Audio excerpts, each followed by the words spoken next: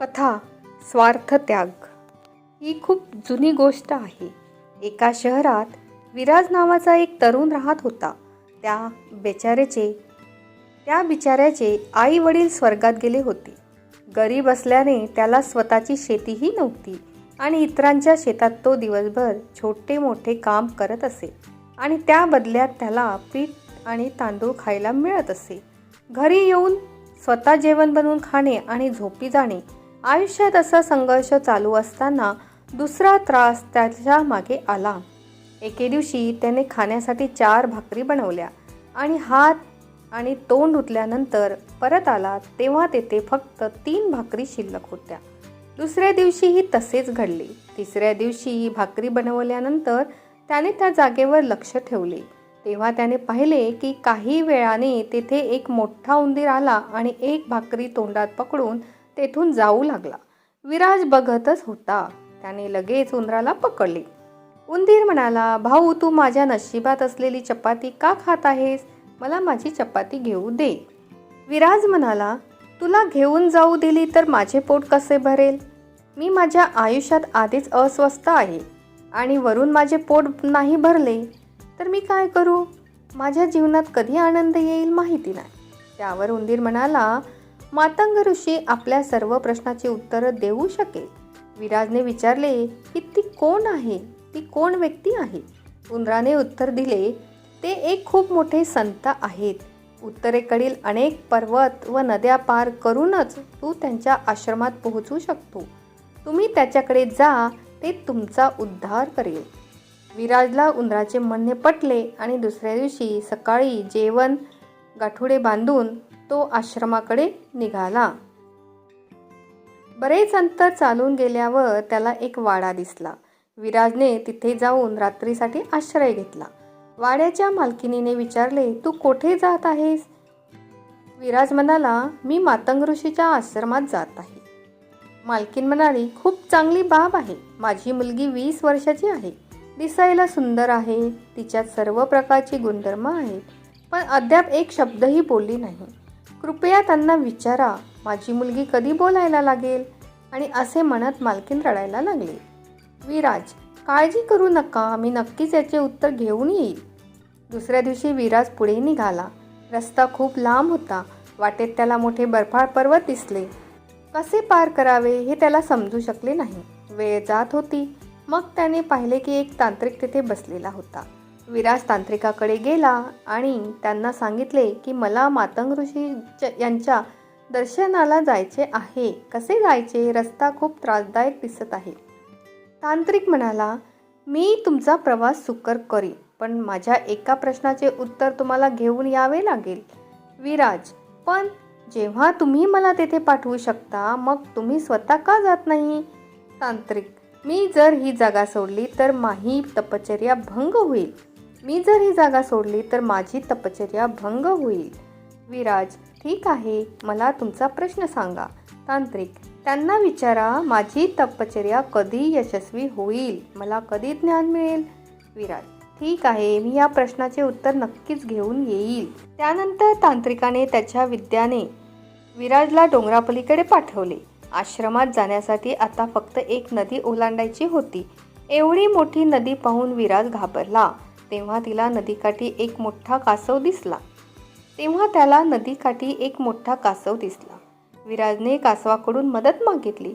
कृपया मला तुझ्या पाठीवर बसवून नदी पार करून दे. कासव म्हणाला, ठीक आहे. जेव्हा दोघे नदी ओलांडत होते तेव्हा कासवने विचारले, तुम्ही कुठे जात आहात? विराज म्हणाला, मी मातंग ऋषी यांना भेटायला जात आहे. कासव म्हणाला, ही खूप चांगली गोष्ट आहे. तुम्ही माझा एक प्रश्न विचारू शकता. विराज, मला तुमचा प्रश्न सांगा. कासव, मी एक असामान्य कासव आहे जो वेळ आली की ड्रॅगन होऊ शकतो. मी या नदीत 500 वर्षापासून आहे आणि मी ड्रॅगन होण्याचा प्रयत्न करत आहे. मी कधी ड्रॅगन होईन विचारून या. नदी पार करून काही अंतर गेल्यावर मातंग ऋषीचा आश्रम दिसू लागला. आश्रमात प्रवेश केल्यावर शिष्यांनी विराज यांचे स्वागत केले. संध्याकाळी ऋषी विराजकडे आले आणि म्हणाले, मुला, मी फक्त 3 प्रश्नाची उत्तरे देऊ शकतो. तुझा प्रश्न विचार. विराज विचारात पडला की आपला प्रश्न विचारू की त्यांची मदत करणारे वाड्याची मालकीन, तांत्रिक आणि कासव यांचा प्रश्न विचारू. विराजला त्याचा प्रश्न विचारायचा होता, परंतु त्याला असे वाटले की त्या लोकांनी संकटात असताना त्याला मदत केली. त्यांच्या उपकाराचा विसर पडू नये. त्याने हे विसरू नये की त्याने त्या लोकांना त्यांच्या प्रश्नांची उत्तरे मिळण्याचे वचन दिले होते. त्या क्षणी त्याने निर्णय घेतला की तो कठोर परिश्रम करून आपले आयुष्य बदलेल, परंतु यावेळी त्या 3 लोकांचे जीवन बदलणे आवश्यक आहे.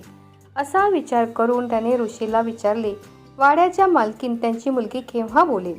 ऋषी, तिचे लग्न होताच ती बोलण्यास सुरुवात करेल. विराज, तांत्रिकची तपश्चर्या कधी पूर्ण होईल? ऋषी, जेव्हा त्याला तांत्रिक विद्याचा मोह सोडून इतर कोणास देईल तेव्हा त्याची तपश्चर्या पूर्ण होईल. विराज, तो कासव ड्रॅगन कधी होईल? ऋषी, ज्या दिवशी त्याने त्याचा कवच काढेल तेव्हा तो ड्रॅगन होईल. ऋषीकडून उत्तर जाणून विराज खूप आनंदी झाला.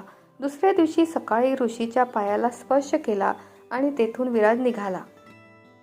परत येताना कासव आढळला. त्याने विराजला नदी पार केली आणि त्याचा प्रश्न विचारला. विराज त्या कासवाला म्हणाला की भाऊ, तू जर तुझा कवच काढला तर तू ड्रॅगन बनशील. जसे कासवाने कवच काढले त्यातून बरेच हिरे मोती पडण्यास सुरुवात झाली. त्या कासवाने ती सर्व मोती विराजला दिले आणि काही क्षणातच त्याचा ड्रॅगनच्या रूपात बदल झाला. विराजच्या आनंदाचा ठिकाणा नव्हता. त्याने ताबडतोब विराजला स्वतःवर बसवले आणि बर्फाच्छादित डोंगर पार केला. थोडे पुढे गेल्यावर त्याला तो तांत्रिक आढळला. विराजने ऋषी यांना सांगितले की जेव्हा तुम्ही आपली तांत्रिक विद्या दुसऱ्याला दान कराल तेव्हा तुमची तपश्चर्या पूर्ण होईल. तांत्रिक म्हणाले, आता मी कोणास कोठे शोधू? हे बघ, तुम्ही माझी तांत्रिक विद्या घ्या. आणि हे सांगताना तांत्रिकांनी आपले सर्व ज्ञान विराजला दिले आणि दुसऱ्या क्षणी त्याची तपश्चर्या पूर्ण झाली आणि ज्ञानाची प्राप्ती झाली. विराज तेथून निघाला आणि लगेच तांत्रिकाकडून मिळालेल्या ज्ञानाच्या बळावर वाड्यावर पोहोचला. मालकिनीने त्याला विचारले, ऋषी मातंग, माझ्या मुलीबद्दल काय म्हटले? ज्या दिवशी तुमच्या मुलीचे लग्न होईल त्या दिवशी ती बोलण्यास सुरुवात करेल, विराजने उत्तर दिले. मालकीन म्हणाली, तुम्ही एवढी चांगली बातमी घेऊन आलात. तुमच्यापेक्षा चांगला मुलगा कोण असू शकेल? दोघांचे लग्न झाले होते आणि मुलगी खरोखर बोलू लागली. विराज आपल्या पत्नीसह गावात पोहोचला. त्याने प्रथम उंदराचे आभार मानले आणि त्याच्या नवीन वाड्यात त्याच्यासाठी एक खोली बनवली. मित्रांनो, जीवनाशी हार मानणाऱ्या विराजकडे आज संपत्ती, कुटुंब, शक्ती सर्व काही होते. त्याने आपले दुःख, आपले प्रश्न याचा विचार न करता त्याने इतरांचा विचार केला. जीवनात यशस्वी होण्याचे हेच सूत्र आहे. इतरांनी आपल्यासाठी काय केले त्याचा विचार करू नका. आपण इतरांसाठी काय केले याचा विचार करा. जेव्हा आपण स्वच्छ मनाने जगाची सेवा कराल आणि इतरांच्या इच्छेसाठी बलिदान द्याल तेव्हा देव तुमच्या जीवनातही चमत्कार घडवेल आणि बलिदानाच्या सामर्थ्याने तुम्हाला जीवनाचे सर्व सुख सहज मिळू शकेल.